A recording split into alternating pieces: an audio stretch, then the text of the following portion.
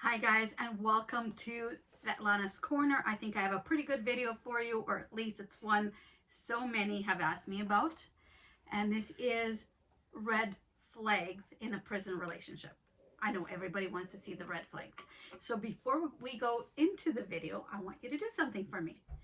I want you to look at the screen, look at your device, find that magic red button that says subscribe and click on it.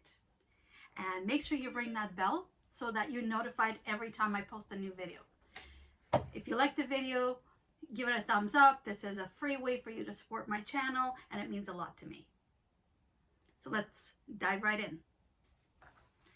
Okay, so red flags. Now you can see I'm dressed all in red. I mean, I am a red lipstick person to begin with, so this is my comfort zone. However, I chose it anyway for this specific purpose. We've got the red shirt. Well, my hair's kind of red. It's been colored.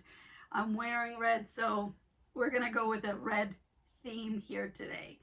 Okay, so red flags. What does that mean? It doesn't mean that in a relationship we're going to walk around waving red flags.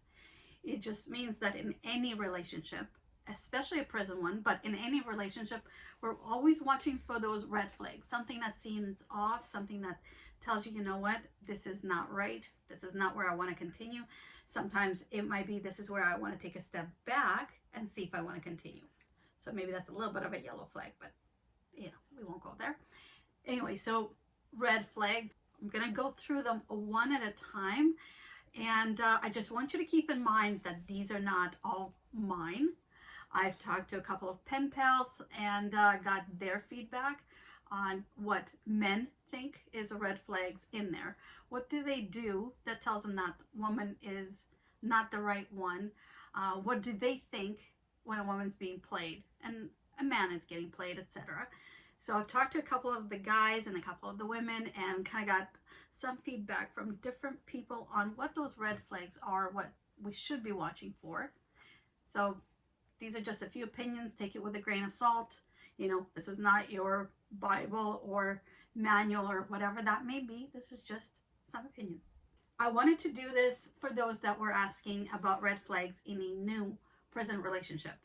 We call them MWI, met while incarcerated. However, there are those that have been in a relationship for a long time, and I didn't want to separate the videos because I repeat myself then, and I talk enough as it is.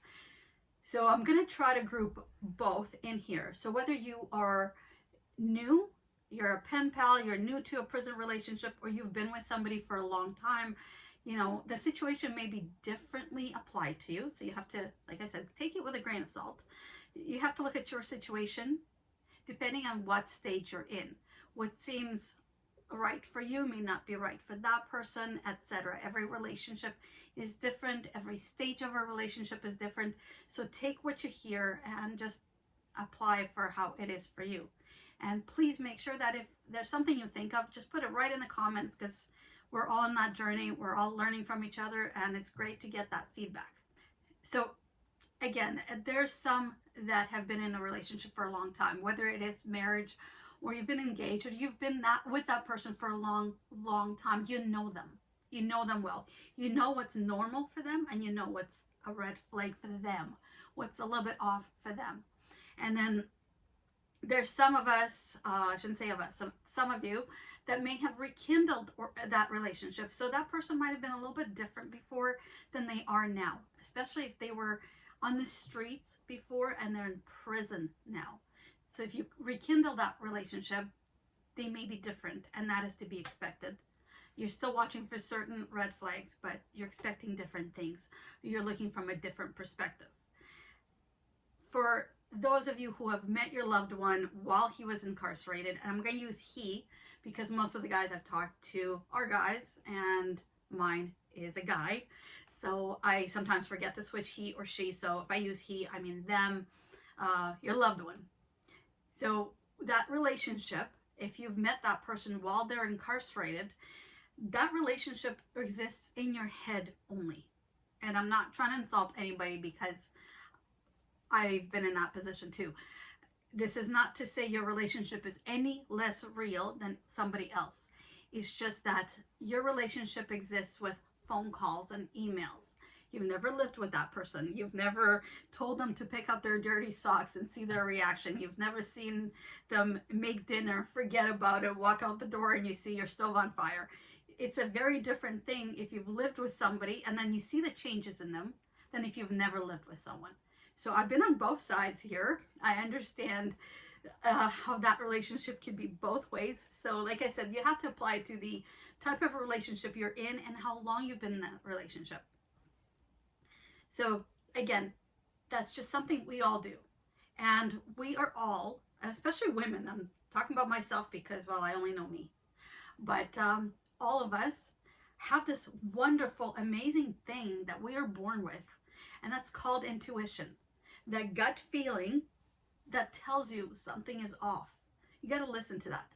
That gut feeling that tells you everything's good. Listen to that.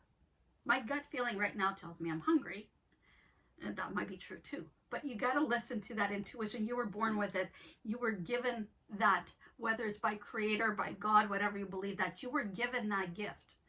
Don't squander it away. So whenever you're in doubt, this is the one true thing that is going to steer you on that right path, to know exactly where you are, to know if something is right, to know if something feels off, doesn't need attention, or if it feels wrong and you need to be removing yourself from that situation.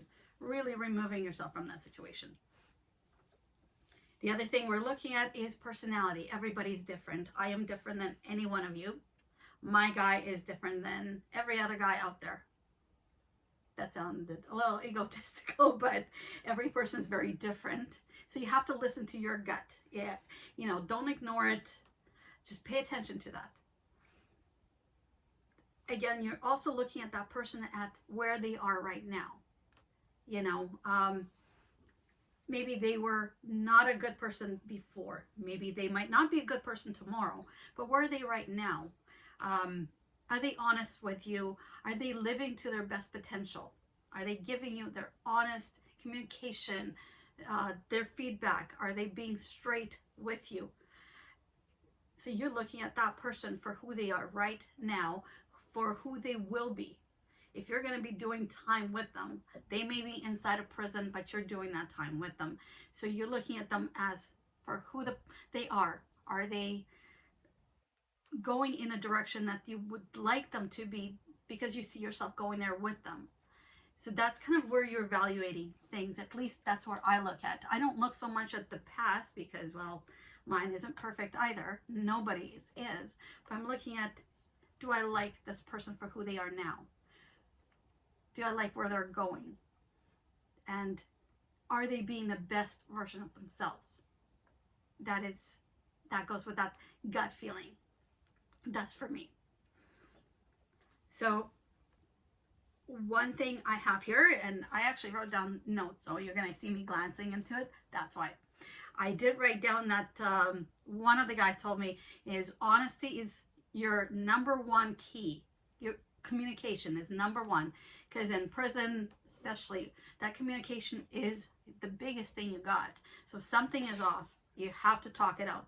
It may seem like a red flag, talk it out, and it might be very easy to explain that it wasn't what it felt like to you or on that side. So make sure you follow that intuition. If you find that the stories don't add up, or you're making excuses for them, oh, they're in prison, they should be doing that, or shouldn't they be doing that, you're not sure, just call them out on it. And I'm not saying have a drag out screaming fight, just basically bring it up. You know, you don't have the luxury of the relationships we have here on the streets where you can sit in your living room and have that 3-hour conversation. Sometimes that phone call is all you have, or that email is all you have. So you have to take advantage of all your communication that you got. So talk it out. Make sure that that communication is always there. And if something seems off, just ask yourself, if this relationship was on the streets, if it was in the free world, how would you react to it? What would you do? Sometimes to me, that's what I always go to. You know, I know there's a leeway that we do. You know, that person's in prison, they are doing A, B, and C because they have to. But if this was in the free world right now, would I be okay with this? And if your answer is no, I wouldn't be okay with it, That tells you right there whether it's a red flag or not. Maybe it's a yellow one and you need to talk that out. So the other thing I thought of is I have a daughter. I have a son as well, but I actually thought of my daughter. If my daughter came to me with this and said, you know what, Mom, this is the thing, this is what's going on, what advice would I give her? And I know I'm very good at do as I say, not as I do person. It's something that I've been working on. I'm getting better and better at it. So just think of that. If your child or your friend or your mother or your aunt or your cousin came to you and told you about their loved one, what advice would you give them? And then try to follow that advice. So what we want to do is take it out of that prison context. We want to bring it into the real world and think, am I okay with this? Is this a red flag or is this normal? Is it against my morals, my values? That's something you need to pay attention to. And I know I've rambled about it. So let's jump into the big red flags. And number one we're going to go to is money. Money, money, money.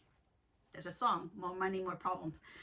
I don't know. I don't really believe in that because nobody's dropping a lot of money on my lap. So if I get a lot of money, I'll tell you if I have more problems. I doubt it. But my guy actually has a tattoo on his stomach.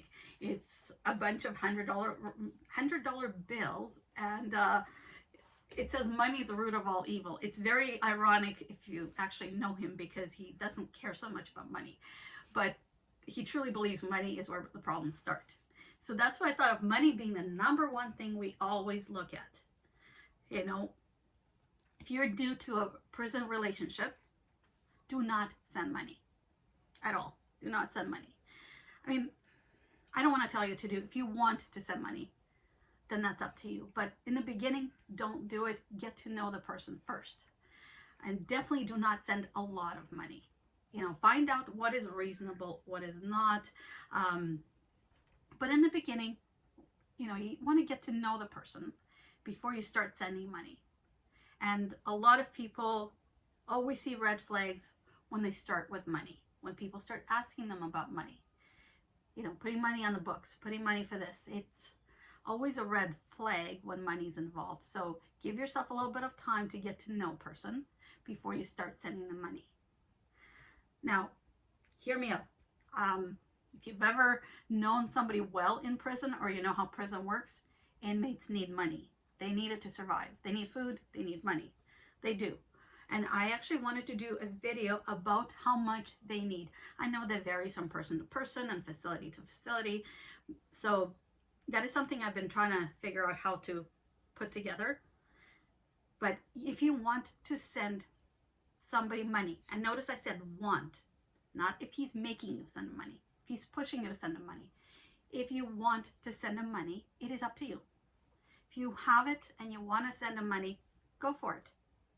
But please remember that you don't have to. Nobody should make you do anything.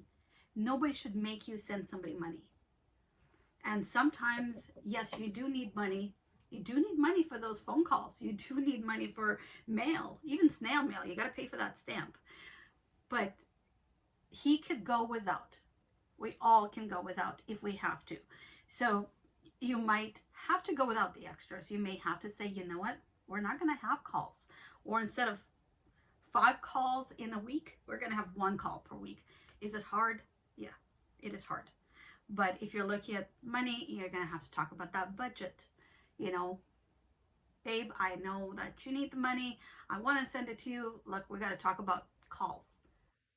We can do 1 call a week. We're going to have to scale down. He's going to have to make sacrifices, so do you. So if you want to send the money, great. But just remember that it's not something you have to do. Here's a red flag. This is what some of the inmates, some of the guys that are in prison told me is a big red flag, is when too many things go wrong. For example, today his TV broke. He needs a new TV. And then tomorrow his fan broke. He can't live without the fan. He needs the fan. And 2 days later, he lost his only pair of shoes. He's walking barefoot. He, you know, I know I'm exaggerating, obviously, but I think you get my point here. So there are things that are provided in prison Not a lot of things, but things are provided. So find out what is provided in that facility. If he asks for too much money, kind of goes with what I just mentioned, having a lot of things suddenly break or suddenly not working. But if he's asking for too much money, that's a red flag. Like too much money, too much, all the time, nonstop, and knowing you can't afford it, especially, that is a red flag for me. I'm a very bossy person. So telling me that, you know what, you have to do something when I can't, no, no, no. So that person that respects you, they're going to ask you whether you can afford it, whether you need it. They're going to put you first. They're not going to say, hey, you owe me, because you don't owe anybody anything, except for me, because you're watching my video. You owe me your time. Just kidding. So here's the thing. I've never done this, but I've heard of people doing it, and I think it's a great idea. If you want to find out, test him. If he needs money, tell him, you know what, babe, things are tight right now. You know, I can't do it. I'm sorry, things are tight. I can't do it. Now, what does he do? How does he act? Does he get angry? Does he tell you that, guess what, you don't understand what it's like in prison. I'm starving here. I'm naked. I'm this, that. I hope YouTube doesn't kick me out for saying that. Does he threaten to find somebody else? Does he stop talking to you? And I've seen that, not for me, but I've seen that all the time. You know, when they say, you know, if you don't send me money, I'll just find somebody who'll put money on my books. Or if you don't send me money, you don't understand, you don't get it, you owe it to me. I'm the one in prison. Yeah, you're the one in prison. I tell my guy this all the time. You're the one in prison. I didn't put you there. I'm here for you, but I didn't put you there. Like I said, I'm very bossy. So, yeah. So just watch not just his words, but also his reaction. To me, anger would be a red flag. And here's some suggestions. Do you have to send him money?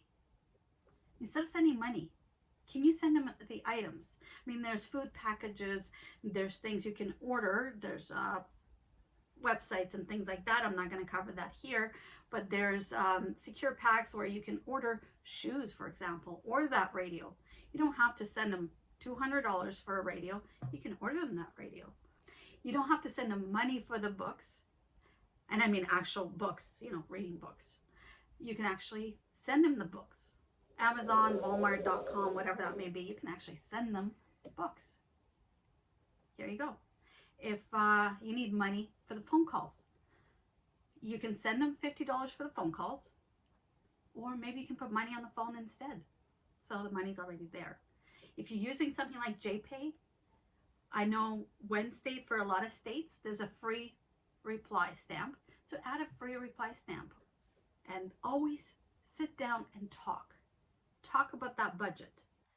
You know, sit down and say, look, we have $200 here. I'm going to need to send you $100 because I need the other $100 for gas, groceries, whatever that may be. I'm going to send you $100.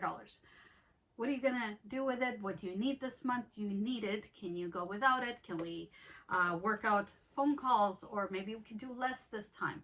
So conversation, very important. Hence, we're going back to communication.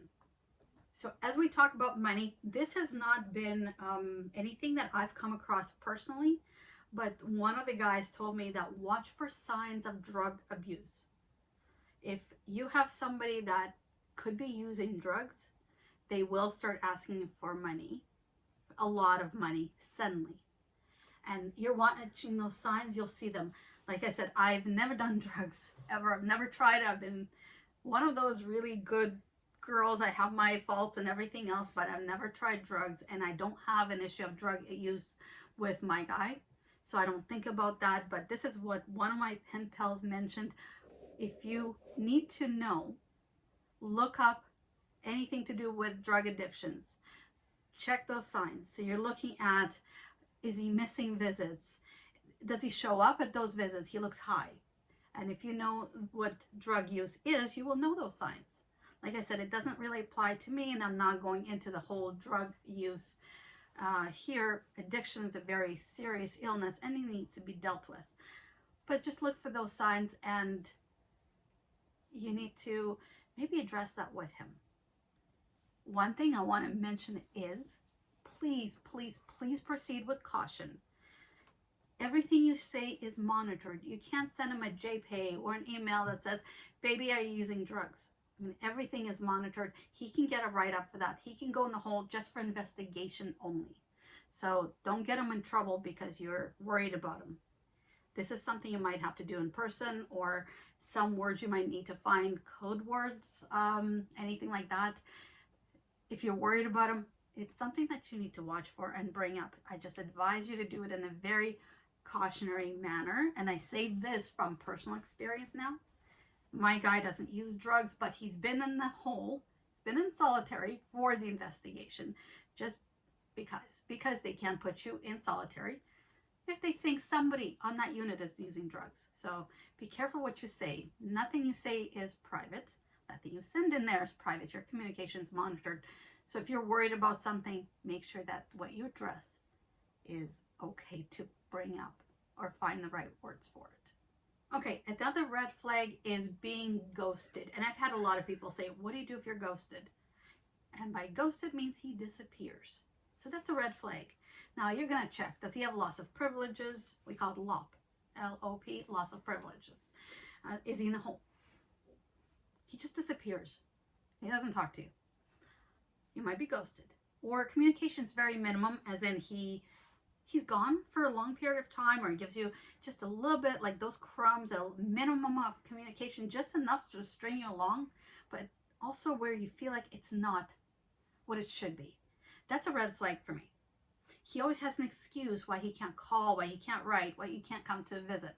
They're not really logical excuses either. Just you can usually pick that out. So there will be a lot of times when he can't call. Obviously, this is prison.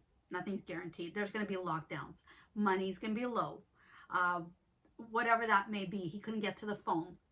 But let's say you put money on the books, so you know there's money. You find out there's no lockdown. He's just not calling. Okay, that's a red flag. What is he doing? Why is he not calling? Now, I'm not saying go scream at him, why didn't you call me? But it does warrant that conversation of, hey, I haven't heard from you, what's going on? At least that's what I would do. Okay, since we are talking about calls and visits, he tells you not to visit. I mean, to me, that would be a red flag. Hey, I'm making time for you. I'm making time to go out there. You don't want to see me? Like, seriously? I mean, outside of the fact that he might have programs, he may have things that he's doing, if he is making excuses for you not to come out there, or you're there and he makes excuses why he needs to leave the visit early, or he wants you to leave early, something's going on, right? I mean, that's what it looks like to me. If you feel that distance, I mean, I hate to say it, but there is often where guys do get distant. To me, that's a red flag. It doesn't mean that he's playing me, he's using me, but to me, it's a red flag of something that's going on. I want to know what's going on, because you can't help them if you don't know what's going on.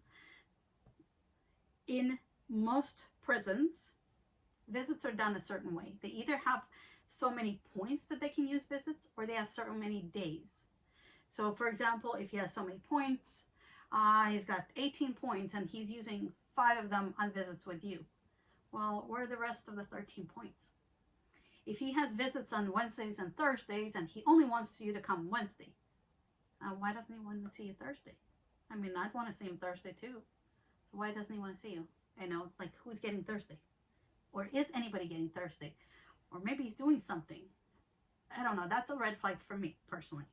So watch the chemistry between the two of you. Watch body language that he's giving you. Any new changes. Sometimes when a guy is new to the prison system, or maybe got new charges, he's new to being incarcerated, he can close himself off. He just wants to distance himself away from the free world. He's trying to adjust to the prison environment.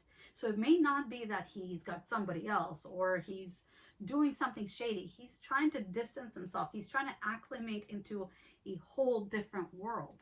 So it may not be personal, but it might be something he needs to talk about with you. If you're going to be there with him for the next 5, 10, 15, 20 years, life even, if you're going to be there, he might need to talk about it with you. And that's something you need to watch for. And sometimes that is why they get distant. I actually have a little bit of a side note prison story for you. My guy told me about this. So they have visits on Wednesday and Thursdays, or they did at that time. And he was saying that one of the guys told him, you know, he has his wife coming on Wednesday, but not Thursday. And okay, so he had Wednesday and Thursday visits. Of course, the wife comes on the Wednesday. Now Thursday comes the girlfriend. That was really interesting. So here's the thing. If you are really worried about this, show up on a different day. Because this is what that woman did. The wife was worried about it. So she came Wednesday, but she also surprised him on Thursday and got to meet his girlfriend face to face. It was not pretty. But like I said, he told me that story. I had to laugh. I was laughing my head off. Anyway, somebody's using those visits. You want to know who? Surprise them. Okay, another red flag. He's asking you to do something you don't want to do, and especially if that is illegal. So what I mean by that, everything is sweet and perfect, and suddenly he asks you to bring something into the prison. I think we all know what that is. It's definitely not legal. He wants you to bring that in. Or he wants you to contact John over here and put money on John's books. So what happens if you say no? How does he react? And notice I say this often because I do that. I watch for the reaction. It's not so much that I say no, but I want to see how does he react. Now, there is a bit of an exception to this. If you've done this before for him, if you've brought something to a visit, if you have put money on somebody else's books, or you contacted so-and-so even though you may not have wanted to, but you've done it for him or with him, then he might think asking you is okay. He just might. He doesn't think he's offending you by asking you to do that. And I'm saying that might be an exception where he's not trying to offend you. He just thinks it's okay to ask. You know, if I wore a red shirt before, it's okay to ask me to wear a red shirt. I'm okay with it. So here's the thing though. Don't risk charges. You don't want charges. You don't want your own jail time. And if he cares about you, he wouldn't want you to do jail time. One of you in jail is hard. He wouldn't want you to be in jail too. So just don't do it. It's not worth it. Not worth it. I don't know. I'm kind of biased on that. I'm not a fan of personally going to prison. So just don't. This is another one that can get a little bit of heat. I know there's going to be feelings on both sides, so please know I'm not disrespecting anybody one way or another, but marriage. Red flag, marriage. He wants to marry you within a couple of hours, couple of days, couple of weeks even. In prison, it's very easy to fall hard, fall fast. It's a normal thing. You know, your physical is ripped away from you. So that communication is all you have. Your mental connection, it develops so fast, it's unbelievable. You might actually feel like you fall in love within those few hours. But honestly, if somebody off the street, somebody you know, said, guess what, I'm getting married and I've known that person for a week, what would you tell them? And here's the thing, marriage does not mean forever. I know. The prison wife here says, marriage is not forever. It sounds a little bit of a paradox, but what happens if he's doing life? And what happens if he's not? If he's doing only 5 years, marriage doesn't mean he's going to come home to you. It doesn't. We hope so, but it doesn't mean that. He might have another wife, by the way, out there. And that's something I've seen happen. By the time state sometimes catches up to that, he can have 5, 6 wives. There's somebody I've actually known that had 6 wives in prison before they caught up to that. So just because he wants that marriage, it doesn't mean you're the only one. It doesn't mean you're the only wife. So sometimes it's a red flag for me. There's also what they call locking you down. They want to lock you down. I don't think it's a prison term. I think it's just a general term. You know, locking down that person. He wants to know, okay, he's got you. You're going to be there for him. But he should trust that you're going to be there for him. And you should trust in your relationship. You should trust that you'll be there for him too. Because if you think about it, what is the rush? What if you wait another week? What if you wait another month? What do you need in that paper? Is it the paper itself you're looking for? You know, do you need the ability to use his financial resources? And by that, I mean being able to transfer money for him. Do you need medical say for him? Do you need to advocate for him? Then get him to do the POA, power of attorney. I know I had my guy just do it for me. I nagged him for a while, and when I stopped nagging, he did it anyway. Turns out he was doing it to begin with. I just didn't know that. Get him to do a POA so you can advocate on his behalf. You have the power to speak on his behalf. You have the ability to make financial and medical decisions. You don't necessarily need a marriage paper. I mean, you can. And again, I'm not putting down anybody who is married, even if it's only after a day or two. I'm not putting that down whatsoever. But if you feel like you're being rushed, then just pause, take a step back and think, what's the rush? What if I take the time to know him? If you love him, you'll still love him in a day, in a week, in a month, in 5 years. You will. Okay, another red flag. To me, this is actually the big one. It's my big red flag. And this is when he won't talk about his charges. Worse, he lies about his charges. Oh God, I can't handle that one. That is me walking away faster than you can blink. It's like a roadrunner thing. You know, I'm out. He lies about his charges. Now, Google is your best friend. Google is amazing. We live in a technology-friendly world where we have information at our fingertips. So be smart. Look him up. You know, and he knows you can look him up. So if he lies to you about his charges, you know, he's kind of insulting you when he's doing that because you're smart enough to look him up. And you need to know. You need to know this. It's not just for yourself what you're getting into, but also for him. And for me, from experience, I needed to look up every charge because new bills, new laws come in pretty much every week, every month, every day sometimes. He might not know about it, but I actually just have something, a new bill, that might help my guy get out completely or even faster. He didn't know about it. I was able to know about it, and I was able to tell him, and we're now talking about this. Now, he won't know about it, but if you know his case, you can look it up, and you can help him. You can help advocate for him. He might have to do less time or even no time.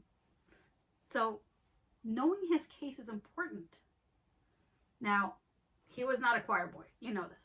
I tell my guy that guess what? They didn't pick you up from church.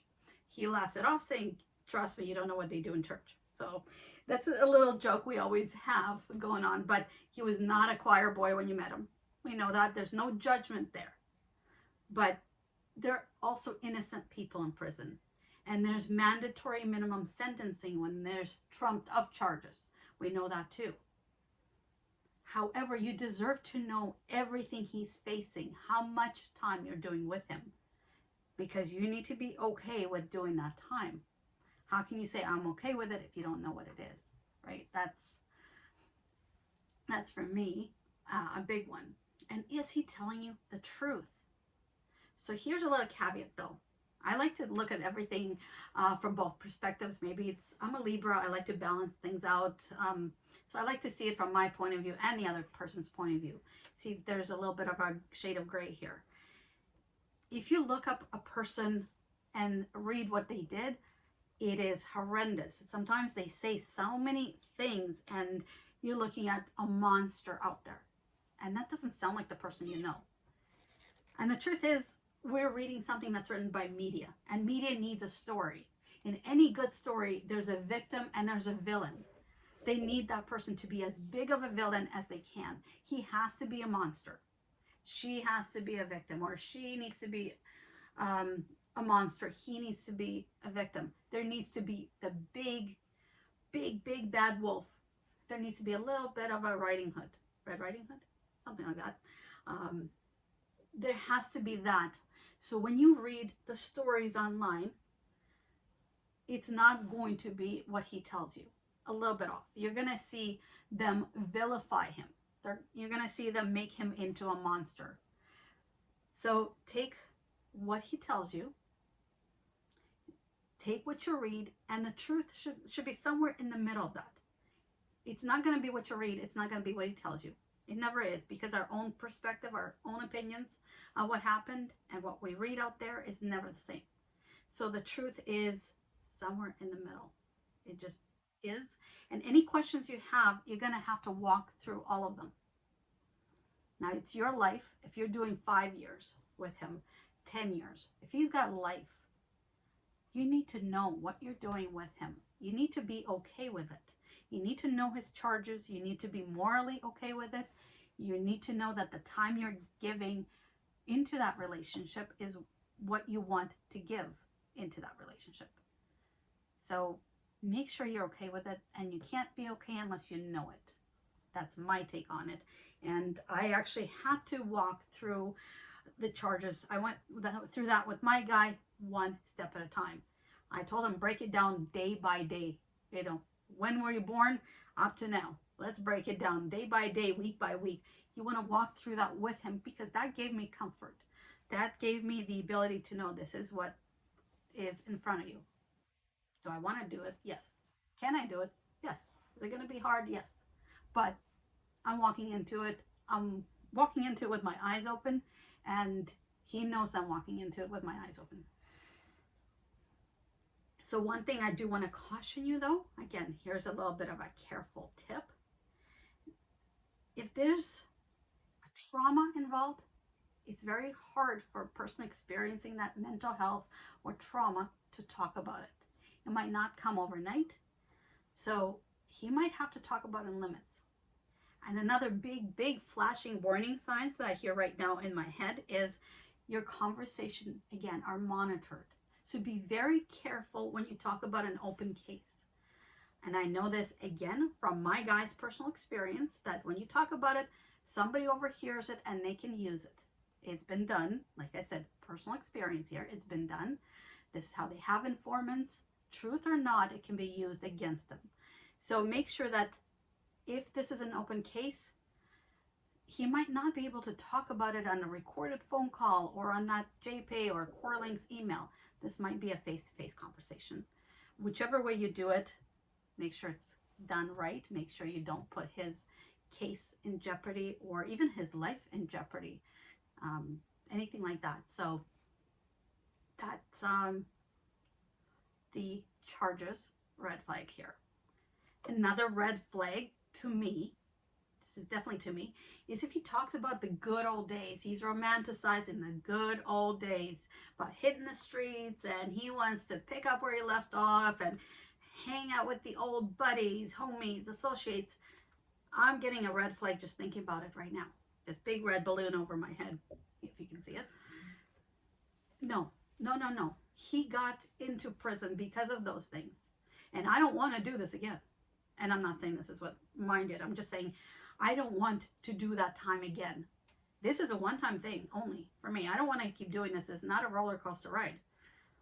I want to know that he's in there now. When he gets out, that's the only time he's done it.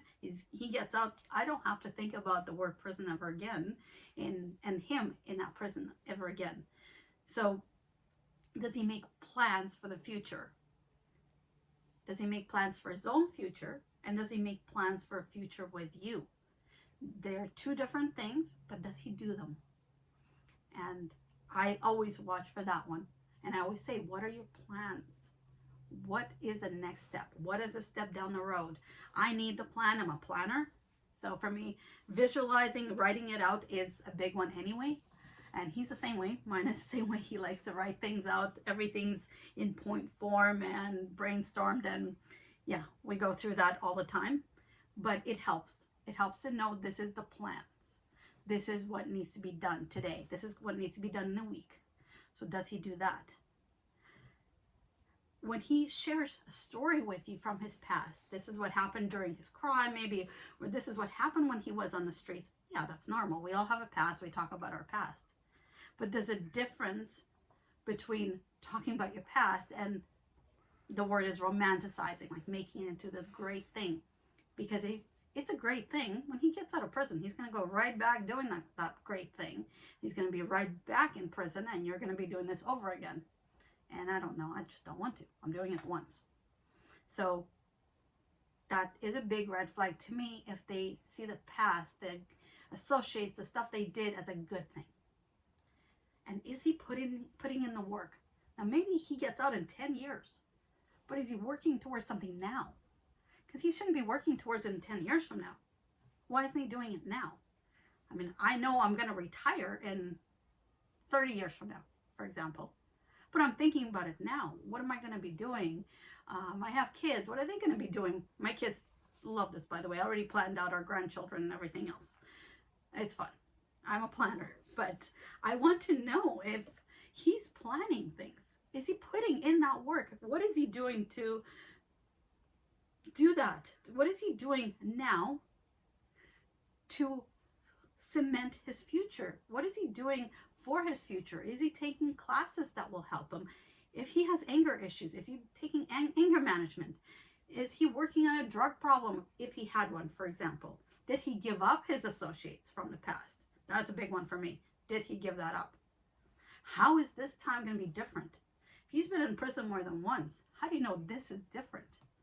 See, that's a big one for me. Like I said, I'm just talking about things that are red flags to me, and that's a big one. I need to see that the past is where it is, and what are you doing now to make sure you have a good future?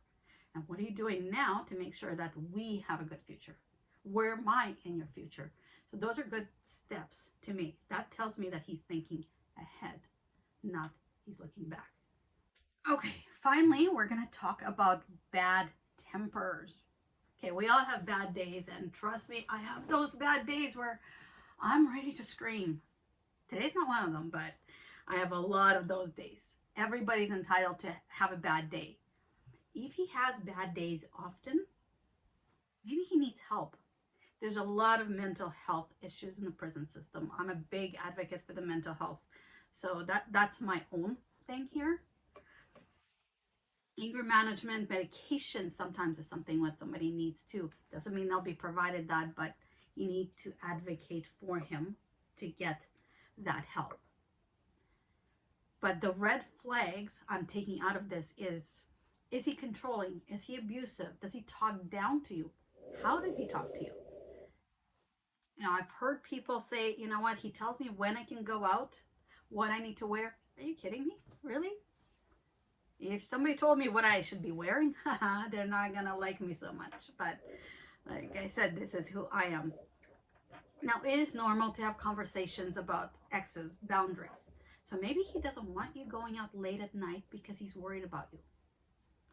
You know, he's worried that you're going out, it's late, you're alone, things can happen. We don't live in a safe world. So this is where that conversation needs to take place.